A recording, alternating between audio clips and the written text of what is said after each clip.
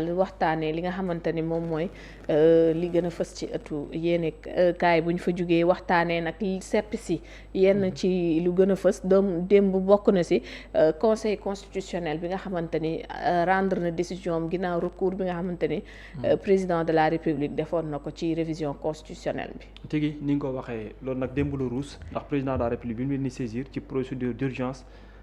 moom la ko defee pour gaa ñi tontu ko ci ni mu gën a gaawee bari juróom-ñetti fan maanaam nañ ko amal ab tontu ñëwal li nga xam moom moo tukkee ci wàllum procédure bi nga xam ne moom la groupe parlementaire wala way député yi abboon pour amal ab révision ñëwal li nga xamante ni moom moo di lu jëm ci wàllum soppite constitution bu réew mi ginnaaw avant projet yi nga xam ne président de la république jébbaloon na ko conseil constitutionnel groupe parlementaire bu Pastef jëloon ko def ko ab proposition de loi parmi ñoom pour daldi ko voté bi ñu ko voté ba noppi nag ci la coow li bari woon lool ak ñenn ñi nga xam ñoo féete société civile bi ñeneen ñi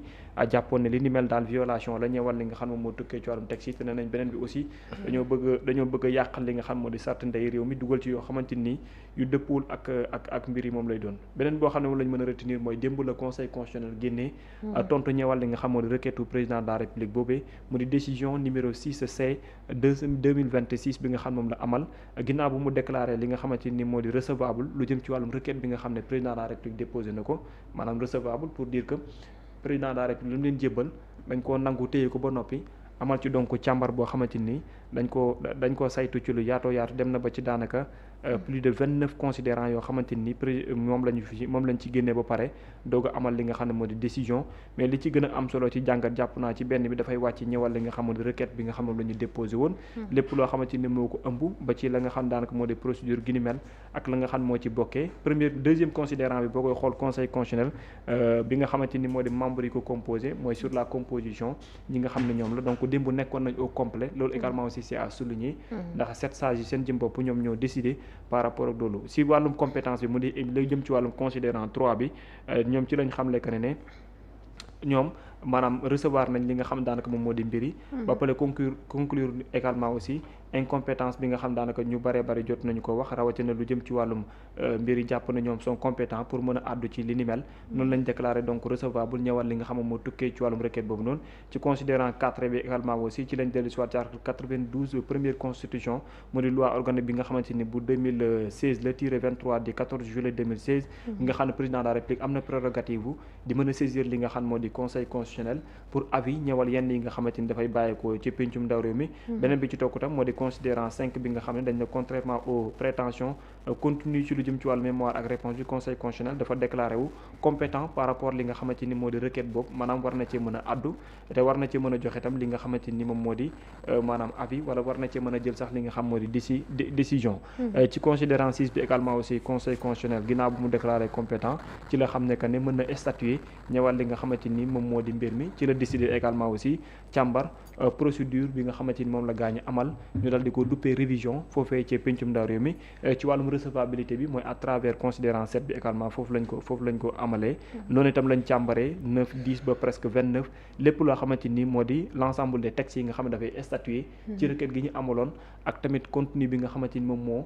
maanaam fortifié woon requête bi nga xam ne président de la république moom la déposé woon boo koy xool bu baax lu ñu cimenté dëgg-dëgg moom la nekkoon ndax requête président de la république lépp lu mu laajoon comme moyen pour que conseil constitutionnel mën a statuer bokk na ci li nga xamante ni moom la dugalaale woon ci wàllum requête boobu muy wane bu baax a baax que ne amul benn faille boo xamante ni gu mu bàyyi woon la à la fin le conseil constitutionnel ci la dellu si waat xam nga yeneen ni moom c'est dans le cadre technique mais à la fin li mu décidé mooy article premier que ne loi bi ñu adopté par l'Assemblée nationale le 29 juin 2026 sous le numéro 18 2026 est contraire à la constitution la waral mooy article 2 bi gis nga noonu la ko tegalee ndax daal lu ci bari lu ñu mën a retenir par rapport ak lii mooy article 82 bi nga xamante ni évoqué nañ ko mu di lu jëm ci wàllum considérant 25 foofu nag dafa ne considérant que l'alinéa 4 de l'article 82 qui n'était pas de distinction entre proposition de loi et projet de loi prévoit que si le président de la République le demande, l'Assemblée nationale saisie à prononcer saisie se prononce pas par un seul vote sur tout partie du texte en discussion en retenant que les amendements proposés ou acceptés par le président de la République ci la tegee entre considérant 5 considérant 6 daal foofu la joxe daanaka li nga xamoo di verdict mais lu ci ëpp daal li ñu ko mën a jàppee mooy article 82 alinéa 4 bi bokk na ci li ñu jàppee ne loolu moom moo indi vice de procédure bi nga xamante ni am na parce que à travers considérant 20 bi sax mu ngi koy expliquer aussi par rapport ak l' article 82 ba ci 19 bi ndax jàpp na ne daal lu ci baree bari ci procédure bi gaañu àbbu dafa am loo xamante ni vice de procédure da caa am te loolu bu fekkente ne dafa antu mooy dañuy annuler pure et simplement wala invalider lu jëm ci wàllum texte bi loolu nag suñu ko déggee ci décision bi conseil constitutionnel joxe mooy la gaañu voté woon assemblée nationale fu mu toll nii non seulement du dem référendum mais également aussi wàllum promulgation du ci am pourquoi parce que le conseil constitutionnel dafa invalider tout court et simplement lu jëm ci wàllum décision bi nga xamante ni moom daal la gaañ seen jëm bopp jotoon a voté soxna Aïda loolu daal mooy li nga xamante ni loolu lañ mën a reprendre maanaam retenir de manière résumée ci li nga xam ne mooy requête boobu nga xam ne moom le président de la république dénke woon te conseil constitutionnel jot ci àdduna ki démb soxna Aïda. En tout cas moom mooy décision boobu gis nañu insisté na ci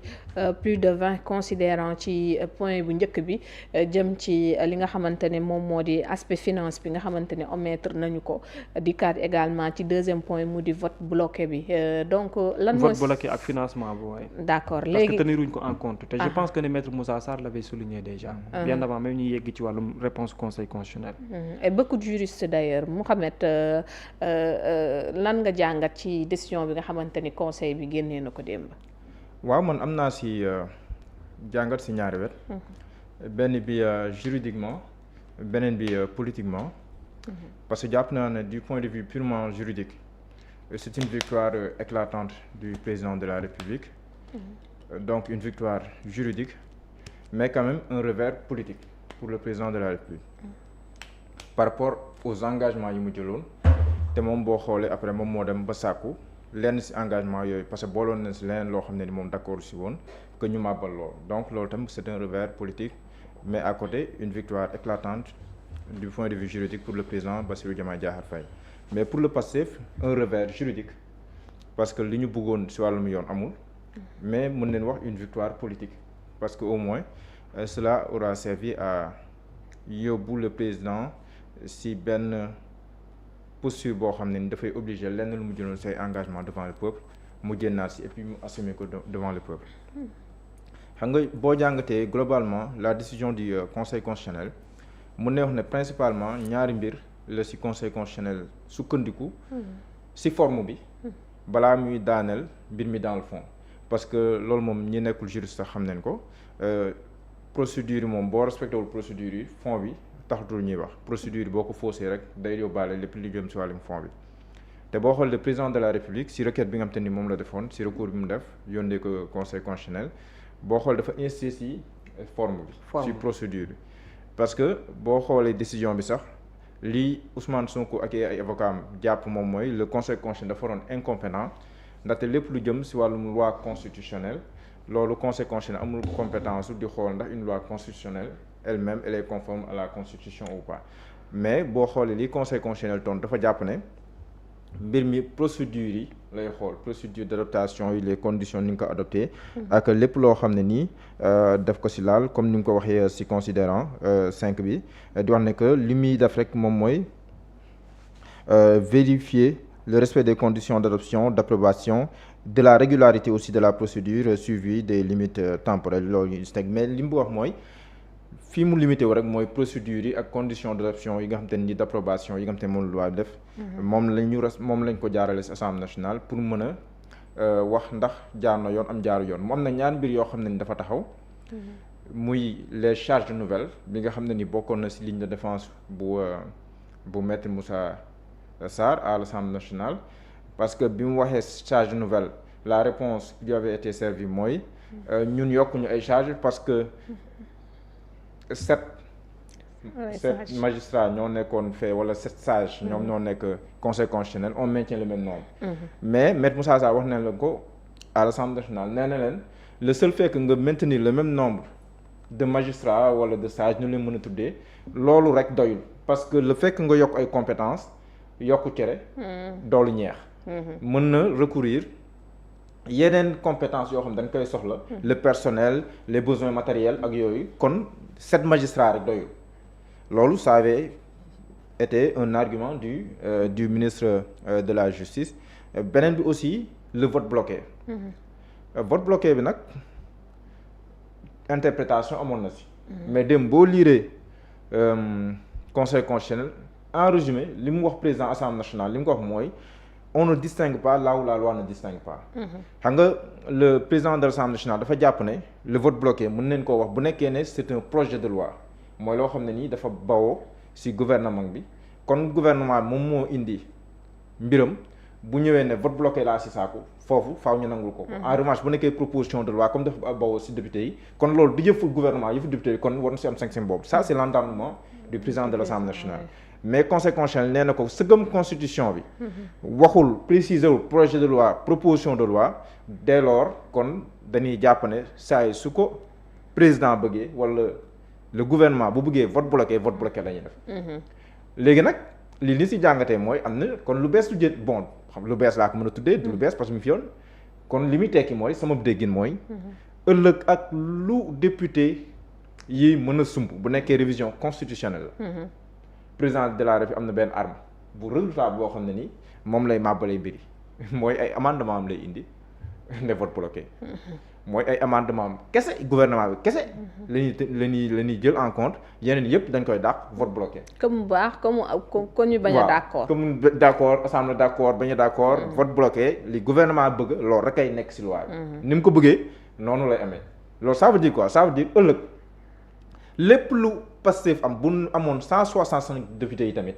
lépp lu ñu sumb bu nekkee révision constitutionnelle la président de la République bu ci àndul bu ko neexee dugal ci ay amendement am yi arrangé moom ba pare ne vote bloqué léegi nag mu nekk à prendre ou à laisser léegi nag assemblée moo fay nekk naan ndax man damay adopté lii wala ndax du ma ko adopté xam nga loolu tamit ça donne une arme redoutable au président de la République si lu mel nii te loolu la mbir mi feeñal loolu peut-être juriste yi après dina si kii. te booy xool Mouhamed foofu dogguma la sax. ci argument yi nga xamante ni avocat bu Diomaye def na ko. dafa rappeler benn jurisprudence bu 1960. ci décision bu ñu jëloon ko ci constitution bu France bi donc. voilà donc loolu pour mu layal loolu il a fallu que mu dem 1960 la jurisprudence dafa bokk si li ñu tuddee les sources du droit donc loolu. mu ñëw indi ko pour layale ko li nga xam ne nii moom moo am si jamono ji nga xam ne nii le président de l'Assemblée nationale moom mi ngi invoqué une jurisprudence du conseil constitutionnel sénégalais de 2006 mais jurisprudence la loolu la layale li nga xam te nii moom moo am effectivement ba conseil constitutionnel jàpp loolu mais beneen mbir bi on parle de charge nouvelle charge publique wala charge financière nouvelle te loolu wax dëgg yàlla proposition de loi buy ñëw bu nekkee dafay induire ay charges nouvelles moom da nga ko war a wax te conseil constitutionnel mi ñuy wax ne que loolu dañ ko war a discuter au moins en même temps que bi ñuy discuter si wàllum texte bi si wàllum boppam loolu tamit ça faisait partie des arguments yi nga xamante ni moom la maître Moussa Sarr indi woon l'Assemblée nationale ne ko ñun yokkuñu ay nit donc yokkuñu charge comme ni ma ko waxee sànq mais j'ai trouvé que loolu am na mais man li ma gën a jaaxal bu nekkee ne par rapport à la CENI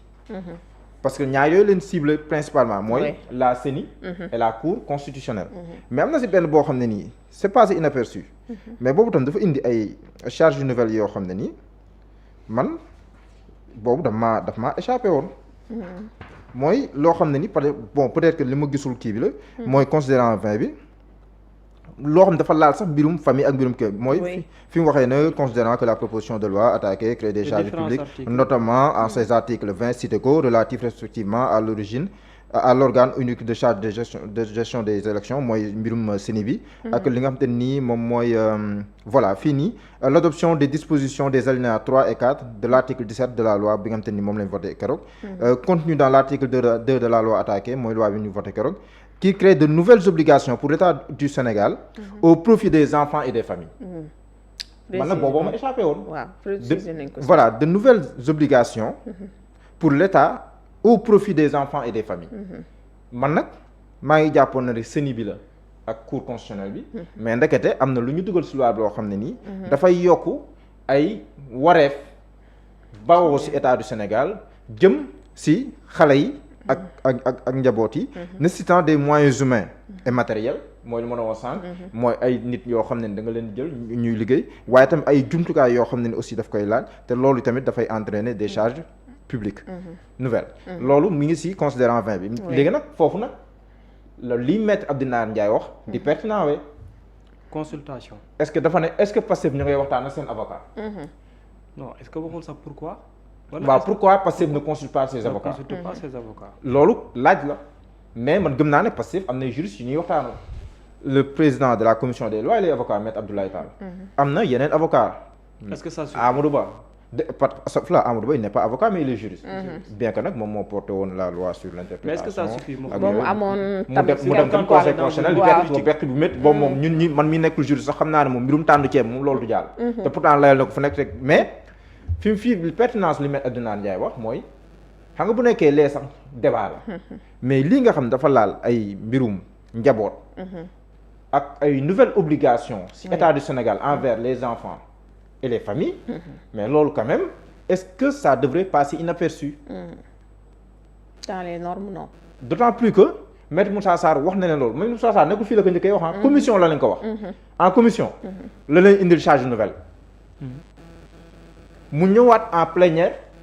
ressassé ko kon loolu lu muy tekki mooy nit ki fii gis na clé foofu noonu mais nga jël say motukaay mais jëluñu seen ay motukaay dem ba conseil constitutionnel beqee leen nii conseil constitutionnel foofu ci waaw considérant 20 bi su ma waaw 20 bi la statué waaw 20 bi la lay statué ci phase boobu noonu mais les questions qui se posent par rapport ak procédure bi ñu defee requête maanaam requête bi procédure bi mu ciblé pourquoi le conseil constitutionnel a jugé utile d'aller jusqu'au fond pour expliquer par rapport ak réponse bi nga xam moom lay joxe au nom du président de la République parce que am na kenn ku ma gis également je pense qu'il est juriste mais moom mu ngi évoquer l'article 82 alinéa 4 entre le nom du président de la République et le nom du gouvernement par rapport c'est-à-dire bu ñu waxee xam nga ci biir article 82 bi dañuy évoquer que ne bu fekkee président de la République moom moo demandé par rapport à ces amendements bu fekkee vote bloqué dafa am foofu dafay remettre waat encore que foofu nag dañoo waxu gouvernement wax le président de la République dans l'article 82 mais ci biir requête bi le conseil constitutionnel a pur et simplement utilisé le nom du président de la République waaw parce que man dama jàpp ne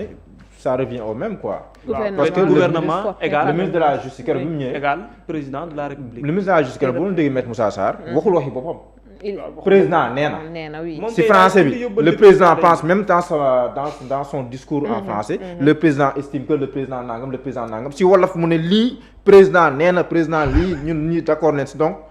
man dama jàpp ne baatu président la taxawee te moom la représenté sax boo xoolee si texte yi loolu loolu ci requête bi leeral nañ ko si aussi ba si xam nga parenthèse xam nga le président de l'Assemblée nationale mi ngi naan ministre yi boo leen di génn dee leen tàggoo xam nga loolu ay coup de fil la président dafa am déggal ministre de la justice bu génnee ci conditions yi li ngay supposé mooy appel téléphonique mooy tax muy génn du leneen mooy tax muy génn peut-être am na les coups de fil yooyu noonu man mën naa teg njort ne peut-être que ay consignes la yu muy jot ci président de la République balaa muy dem ci taxawaayam ak yooyu donc le président moom la fa teewaloon donc loolu bu amee léegi nag moo indi comme procédure bu moom bu màbbee fond bi dafay màbb comme ni ko conseil constitutionnel waxee seen considérant 29 bi c'est comme procédure bi baaxul fond bi baaxul procédure bi c'est contraire à la constitution donc le fond est contraire à la constitution après si la ñëw déclarer parce que conseil constitutionnel amul compétence dugg si biir boo xoolee waxul si li ñu voté waxul si cour constitutionnelle ni ñu ko tëggee waxul si nomination yi waxul si motion de censure dissolution yooyu yëpp waxu si mais si procédure la jafandu mais jafanduwaal si procédure bi ma balaa li nga xam te nii moom moo am léegi nag loolu man au-delà de li ñuy wax ni yëpp man dama jàpp ne le conseil constitutionnel dafa taxawee au-delà de raison yi nga xam te moom la joxe taxawaay régulateur xam nga si moyens yi président joxe à travers son avocat conseil constitutionnel bokkoon na si la décision du 15 février 2024 foofu la conseil constitutionnel di jëlee rango maanaam li mu am si doole yëpp pour jouer le rôle de régulateur pour man fii dafa taxawaay régulateur parce que imagine na leen si condition yi président Bassirou Diomaye Faye nekk politiquement ni mu jekkandee imagine le président Diomaye ñu si kaw situation bi mu nekk ñu dollu woon si leneen mooy amatul benn levier institutionnel pour au moins am minimiser pouvoir am ça veut dire que pouvoir am justement il ne gouverne plus te boo xoolee suñu constitution bi ni ñu ko tëggee 63 ba tey après lii xew 62 63 ba tey c'est vrai qu'en 2001 on a eu une nouvelle constitution mais lépp dafay delluwaat si quel que soit les difficultés, quelle que soit la complexité de la situation institutionnelle notamment, nous permettre au président de la République d'avoir un levier ultime pour pouvoir être la clé de voûte de toutes les institutions. Chaque fois da ngay gis de revenir au-dessus des autres justement institutions. chaque fois loolu ngay gis noonu moo tax si vote bloqué bi xoolal faveur bi ñu jox président de la République. kon lii li muy tekki mooy modification moom constitution kenn mënu koo def bu si président am. et il est naturellement le gardien de la constitution. comprendre nga. donc loolu dafa jox levier parce que président situation mu toll nii jekkandi si wàllum politique. mais bu nekkee ne amul benn levier institutionnel bu mu gouverner kon mënatul gouverner. imagine lii jàll ñu ne président mënatul dissoudre assemblée nationale. mënatul def nangam kon foofu day mel ni un président bu ñuy jël en otage. moo tax ma jàpp ne au-delà des explications juridiques ñun si mën a yëpp le conseil constitutionnel dafa jouer rôle régulateur mais beneen bi nga xam te ni ici am na si boobu laay ñëw peut-être si côté politique bi. fi ma waxee une défaite politique. pour le président Bassirou Diomaye Faye mooy. li in fine tamit li mu indi si wàllum politique aussi te layal ko du yomb mooy dafay symboliser quand même loo xam ne président jëloon na ko engagement devant le peuple tey génn na si. non seulement génn na si mais moom moo sàkku sax pour que loolu ñu institutionnaliser à travers son recours moom. léegi mi ngi si décision bi maanaam loolu mi ngi si décision bi. maanaam non seulement génn naa si mais yem si léegi def naa sax ay mbir pour que man li ma waxoon. lenn bokk ci li ma waxoon loolu bañ a jàll. loolu tam du point de vue. de l'opinion ak du point de vue purement politique ak du point de vue des engagements pris devant le peuple par le président de la République Bassirou Diomaye Diakhar Faye loolu mun naa jàpp ne revers la te lu nakaree layel la foofu nag laa doon xaaree Diomaye président te Diomaye président d'écoute répondre ñoom démb def nañ communiqué de benn xam nga ñoom boo gisee communiqué heure bi mu génn boobu décision bi sax circulé gul kon daanaka mën naa njortu ne sama njortu la que ñoom bokk nañ si njëkk-yëg décision bi kon loolu njëkk-yëg bi ñoom dañoo yaakaar ne njëkk wax la lay war a jox alors que njëkk-yëg bi lu la war a may mooy nga jël sa temps nga xool nan ngay communiquer mais yow yaa bokk nga si njëkk-yëg man loolu laa jàpp parce que bi may gis seen communiqué boobu gisaguma la décision du conseil constitutionnel comprendre premier effet décision conseil constitutionnel commencé circuler noyé na communiqué bi exactement noyé na ko maanaam léegi kenn bàyyeetu xool sa communiqué. ñoo ngay xool yi lan la conseil constitutionnel parce que décision ñu bëri dañ koy bëgg a lire. xam lan la conseil constitutionnel sukkandiku. pour mabal li assemblée nationale def. première erreur mooy mabal nag mooy moment bi mu génnee war ko woon génne dañoo waroon bàyyi ba ñu consommer la décision du conseil constitutionnel ba pare. après ñoom ñu soogaa ñëw mais loolu sax appréciation de forme mais dans le fond xoolal communiqué bi ñu génnee. communiqué bi boo ko lire ñetti paragraphe la. Premier paragraphe, c'est normal. Par décision numéro tel, le Conseil constitutionnel a sanctionné les députés de la majorité en déclarant la loi votée le 29 juin 2026 contraire à la Constitution. Lii c'est normal. Dañuy poser le sujet, amener le sujet, nu nga ko mën ci tuddee. C'est normal. Mais xoolal deuxième paragraphe. La coalition Diomaye Président félicite le président de la République, Bassirou Diomaye Diakhar Faye.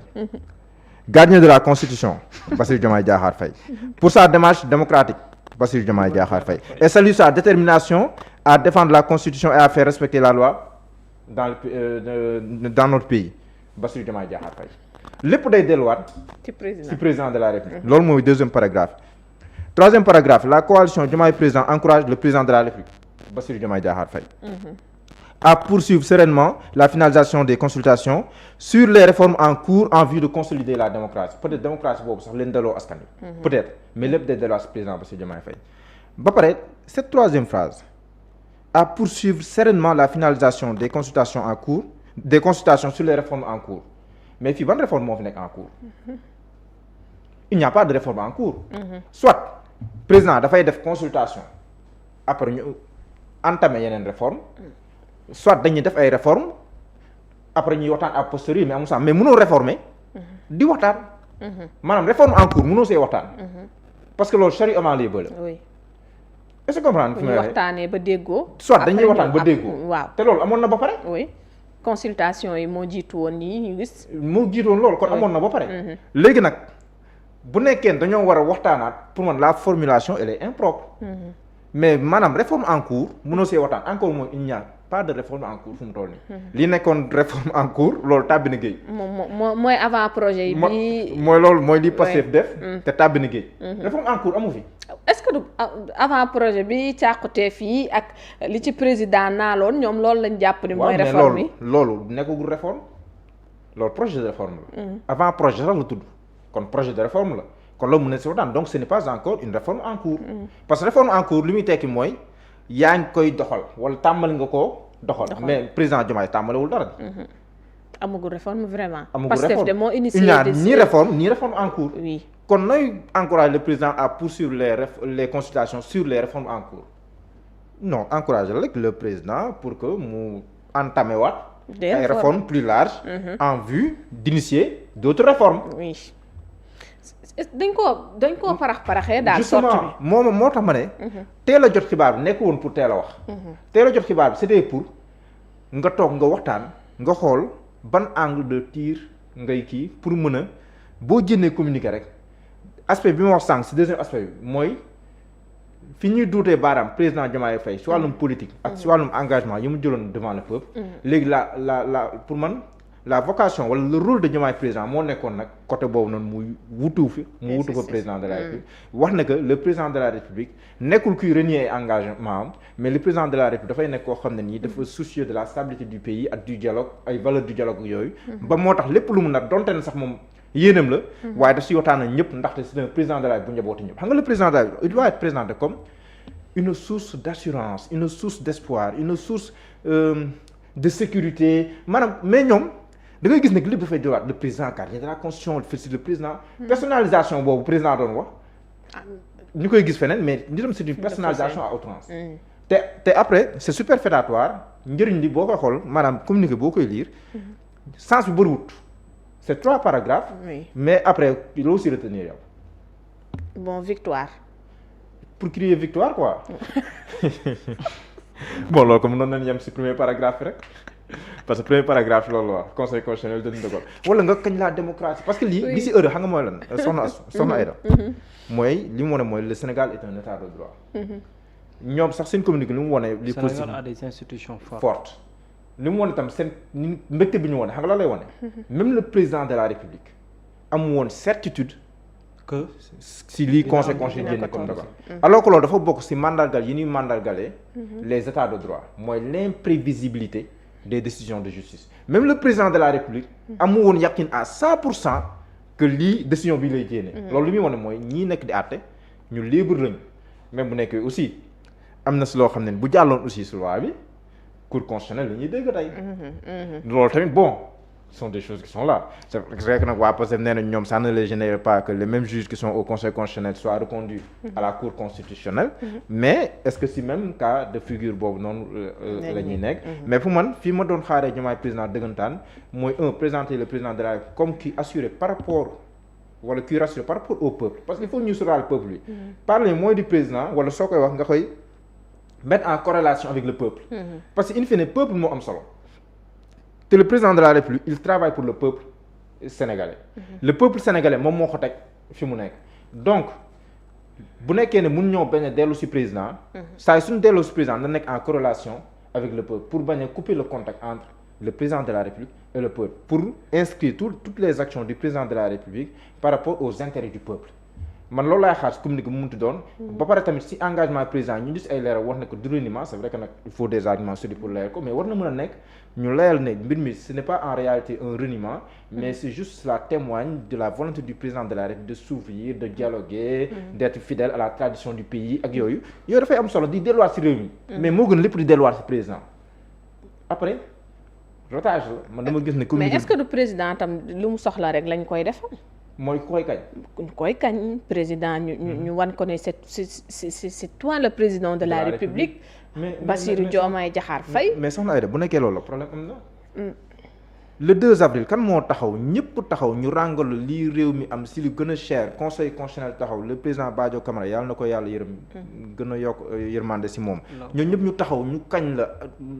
armée bi taxaw. too jël la loolu ku mu doyoo.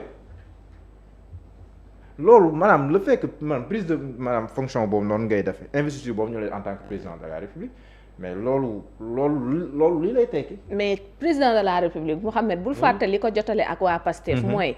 daaw ñu ko woon fàttali nee na. yaay président de la République. waaw loolu c'est vrai wax dëgg. waaw yaay gardien de la constitution. yaay gardien de la su ndaje samedi bi sax boo leen liree l'observateur samedi bi. waaw am na benn pàcc bu ñu jagleel wàllu woowu bi muy naan je demeure le gardien de la constitution et j'entends l'exercer pleinement xaw ma nan la koy waxee noonu c'est vrai. ay gardien de la constitution ak yooyu c'est vrai que keroog Ousmane Sonko mu ngi koy tooñ. mi ngi naan ñoom ayib dafay gardien de la constitution moom mën ngeen ko xoo bàyyi mais je veux dire le président de la République fu mu toll nii mais loolu sax boo koy def. pour man warul nekk loo xam dafay jóge ci président dellu ci président. dafa war a nekk dafa loo xam dafay jóge ci président. dellu ci askan bi parce que président dooleem mooy askanam. te président fa mu nekk askan wee ko fa teg. kon exactement loolu boo koy def dafa war a am benn subtilité bi muy àndal boo xam ne nii mën nga ko def sans en avoir l'air foofu sax la ëppee solo. nga koy def sans en avoir l'air mais bu nekkee ne ñoom danoo jàpp loolu mooy la stratégie. c'est vrai. mën na marcher bu nekkee dañoo bëgg a bëggal président bu nekkee looloo koy bëggal. mais dans le fond concrètement lan la ko indil de plus politiquement par rapport au peuple sénégalais à qui appartient la souveraineté loolu moom mooy question bi parce que in fine loolu la président soxla. président dafa soxla ko koy dolli par rapport au peuple présenté ko comme koo xam ne nii dafay rassurer loolu sax dina si ñëw si réaction Ousmane Sonko. xoolal Ousmane Sonko dans sa réaction ni muy wax. il n'y aura pas de crise. loolu si kan lay dellu pour rassurer le peuple. engagement yu ñu am devant le peuple dinañ ko motal des lois seront adoptées ou rejetées mais daal dinañ def tout ba dëppoog les engagements que nous avions pris devant le peuple.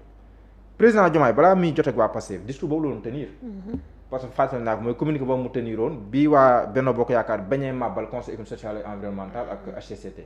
communiqué bi mu defoon dafa waxoon ne que loolu ay engagement bu mu jëloon devant le peuple. kon dafa mel ni li peuple bi dogal. loolu la waa Benno Bokk Yaakaar bañoon. cette communication elle passait bien. parce que c'était le peuple qui était mis en avant. man je pense que loolu tamit lañu war a travailler mais man ce communiqué de Diomaye président. d'abord heure bi mu génn baaxul. ensuite le contenu il est vide. te démb c'était un jour boo xam ne ni mënoon nañ communiquer loo xam ne nii. mais double victoire la ñu am parce que ndam lu rëy la ñu am démb. est-ce que du point de vue de la symbolique ndam lu rëy la ñu am si waa Pastef. mais est-ce que Diomaye président concertation bi am dinañ ci ñëw comme ni ñu waxee ci Ousmane Sonko. parce que ñu ngi ko doon wax. dama toog di visiter page Amadou Ba di visiter seen ñi faral di def. réaction gisuma réaction. ñu xam ne am na lu xew ba tax kenn réagiragul mais est-ce que tey. ndigal loolu nga xamante ni faa mu am. concertation bi tax. est-ce que réellement am na ca Diomaye président est-ce que du kenn ay bind rek. daal di jox infographe bi rek mu daal di teg ñu jàllale. c'est vrai que je me suis posé la même question parce que li fa nekk si ay borom xam-xam.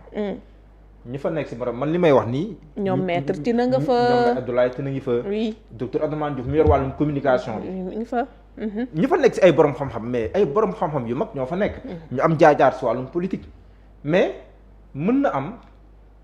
mbégte bi parce que nag xeex bi daa métti nag soxna ay xeex bi daa métti de. du caaxaan non du caaxaan ndam li non xeex bi si wàllu politique yombul. léegi nag boo amee dara mais da ngay yàkkamti. kañu mais nag foofu nag la nit ku am jaar-jaar di amee différence ak ku amul jaar-jaar. foofu nag la nit ki am jaar-jaar bi ñuy wax ne moom la am. fa la jëlee nag le recul nécessaire. am naa ndam. lii ndam la nan laa koy exploiter ba mu nekk beneen ndam ci kaw ndam li parce que aussi il faut nga xool sa adversaire fi mu mënee nga fekk ko foofu pour mën ko affaiblir foofu xam nga waa Pastef seen communiqué bi ñu génnee groupe parlementaire Pastef bon ñoo ay defek yooyu seen première phrase la woon mooy énième reniement du président de la République Bassirou Diomaye Diakhar Faye mooy bi mu saisir déjà le conseil constitutionnel loolu la leen jox kon ñoom seen angle de tir seen angle d'attaque mooy le président se renie c'est le président se renie léegi comme conseil constitutionnel nee na président yow wax nga dëgg léegi am na beneen aspect bu des mooy l'aspect politique léegi yow démonter argument yi ci côté boobu mais par rapport au peuple pas par rapport sax à Pastef parce que Pastef joxewul pouvoir peuple mooy joxe pouvoir Pastef en tant que parti nekkul moo lay bàyyi ci pouvoir nekkul moo la fay jëlee askan bi mooy voté moo la fay jëlee mais nga fexe ba angle de tir sa adversaire mais nga démonter ko d'autres pièces ba pare am benn avance sur la communication moo tax ma ne teel a yëg bi c'était pour nga mën a jël le recul nécessaire comme ni nga wax waxtaan def benn communiqué bu dal boo xam ne nii parce que bu ñu waxtaanoon gëm naa ne borom xam-xam ñoo fa xam du génn heure boobu parce que ñun ñëpp mën nañ d'accord ne heure bi mu génn baaxul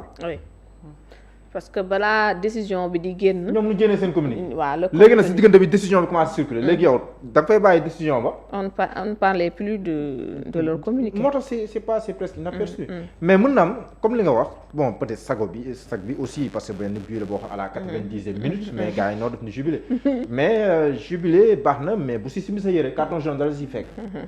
bu nekkee da nga amoon jaune rouge mën na la fekk. n'est-ce pas Babou. yàgg na. waaw kon yooyu. jubilé war nañ ko man daal foofu laa giseen démb c'était un gros retard maanaam Sonko daal chance am daal mooy. malgré toutes les erreurs yi muy def ba sax keroog sa communication. keroog bi muy wax ak président de la république dafa xaabaabal ci communication man déjà c'est la première fois may gis assemblée nationale ñu voté ab loi ba noppi. président bi jël au moins 30 minutes pour waxaat ci loi bi man loolu maa ngi koy doogaa gis. wala pour wax soxlaam ci pour wax soxlaam man loolu maa ngi koy doogaa gis. certes yoon terewu ko parce que gëm naa ne bu ko yoon terewoon ñu ci dénoncé ko. mais dafa am loo xam ne nii jaru ko. parce que déjà yow say député wax nañ ci veille bi say député def nañ conférence de presse mais loolu doyul. mais ñu voté ba pare nga nekk fa. di lancer un message à ton jeune frère président de la République alors que nous sommes dans l'institutionnel nous ne sommes pas dans les rapports personnels dugg fee génn fee joxe ndigal président dama koy naan na ko promulguer xam nga waxee noonu il a été quelque peu il a manqué de prudence et de réserve benn instant te loolu tam nag koy soxla si certains cas pour man sa déclaration là de 30 minutes fleuve dugg na si lu ne français ak wolof xam nga wax ak ministre bi ne ko non yow ñun yokkuñu ay charges yéen sax yéen a yokk ay charges xuloo fii dóor fee président jékki-jékki ut sa pommade raayaat après loolu ban njëriñ. il n'agissait pas en tant que président de l'Assemblée. non man je pense que jamono xam nga moom nag. selon mais parce que soxla woon muy wax foofu. parce que ces députés ont déjà parlé. argumenté nañu. li travaux yu ñu defoon en commission rapport bi lire nañ ko. le président de la commission des lois ñëw na waxaat. ces députés wax nañ mais looy waxaat en tant que président de l'Assemblée nationale. mais voté nañ ko tàggatoon nga jaar si leneen mais tu prends plus de 30 minutes wala lu ko jege di wax parfois nga yedd président parfois nga ñëwaat parfois nga jotali nuyoo nga ñëwaat je ne sais pas qu'est-ce qui se passe dans la tête du président ni la ko waxee. c'est pas le lieu di yedd président en public. en tant que kilifa kenn ko yedd si pays. Ousseynou li waxoon na ko gars yi kii ko kilifa du gàgganti ko si mbedd mais foofu tamit il a manqué de prudence. il a manqué de prudence. moo tax maa ngi gis ñuy partage beneen vidéo mais pour man cette sortie là le jour du vote ce lundi là aussi dafa xaabaabal. te soxlawu ko woon la loi elle est déjà votée adopté nañ ko soxlawul explication. est-ce que ne ko loolu d'ailleurs ñu jël vidéo mi tam yóbbu ko li mu wax si wala fa si français une manière de dire au conseil constitutionnel xoolal waa ji li mu wax yëpp. xam nga de la ñu yóbbu moom xam nga une manière de dire au conseil xoolal waa ji li mu wax yëpp xam nga ni kii bu amee sama ndam sama ko fan laa jëf mais xam nga yooyu tamit il faudrait que. si yenn kii parce que le président de l'Assemblée nationale man de mosuma ko gis bu nekkee mos na man mosuma gis El Malick Ndiaye def ko. El Malick mos naa gis mu expliquer benn yoon mais boobu c'était par rapport bi président Diomaye ne leen jot naa ñaari version bala si. El Malick expliquer. voilà dafa expliquer lan mooy relecture. nan lañ siy demee yem foofu. mais dugg fa yedd président ce jeune frère tam nga jotal ko nu ñëwaat tontu ministre bi. pour quel besoin. te la loi voté nañ ko ba noppi jàll si leneen. léegi nag yooyu yëpp boo ko boolee aussi moom mooy tax revers bi après day métti. waa Pastef nag war nañ xoolaat seen ay loi à l'Assemblée nationale. moom nee nañ de tout ak lu mu mënti nekk daal tax nañu ñu wane président de la République. waaw loolu moom dëgg la c'est la victoire politique. waaw loolu moom c'est la victoire politique bu nekk am nañ si benn ndam si wàllum politique mooy loolu la. ils ont poussé le président de la République à se dévoiler et à se renier sur certains de ses engagements devant le peuple sénégalais. moo tax fu mu toll nii sa terme yu mu doon campagne déggatoo ko ñu koy wax.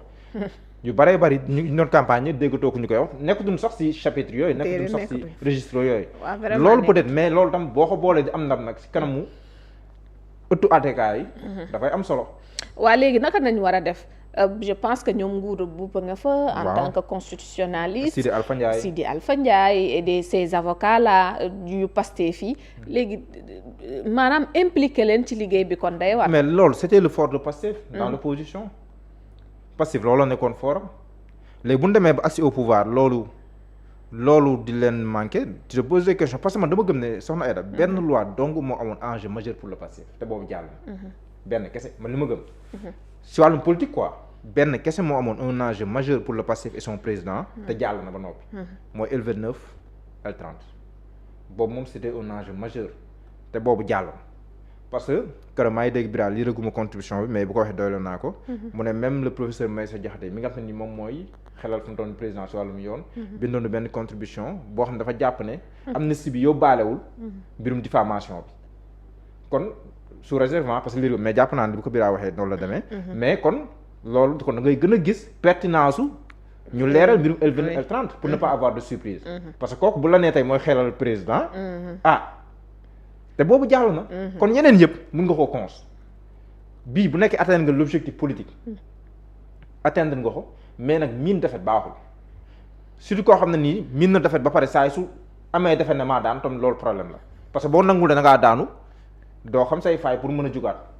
am na si bi fii ñoom danoo daanu ñenoo am nag te boobu ba léegi wanewul ne maanaam dans les faits justice wanewul ne ñoom ñoo am. di may Abdou Mbow lu mu wax. comprendre damay Abdou Mbow lu mu wax mais bu nekk aussi keroog tam li wane ne son acte de keroog amul benn njëriñ. léegi li mu def keroog ban njëriñ la. amul benn njëriñ vraiment finalement. da koo sonnoon sax foofu parce que loo xam ne li ñuy wax sàcc bu dul raw. jarta yàqi na raw maanaam sonn na si après xamoon nañ ne fii. gendarme pas xamoon nañ fii leen mujjee mais. xamoon nañ ne tôt ou tard président de la république ci gël gu gi si moom la nekk. moom mooy xam ban yoon lay àbb dafa jaroon ni yëpp. bon show bi peut-être. bon waaw peut-être mais pour dire que. man pour man ñoom loi waaw bii nii pour man amuwoon benn njëriñ pour man daal loi bi amaloon Pastef njëriñ jàll na. L29 L30. waaw kon fu mu toll nañ ko cons. parce que min defet aussi mënoo am 130 députés. mais quand même li la lenn yi su bëree bëri boo ko yóbboo tamit. ñu màbbal ko. si ni ñoom tamit li ñu am ay borom xam-xam yëpp loolu tamit lu ñu war a mën a xoolaat la. soxna implication bi loolu la ñoom maître Abdinaar Ndiaye. donc doon laajte Babacar Kébé donc politiquement.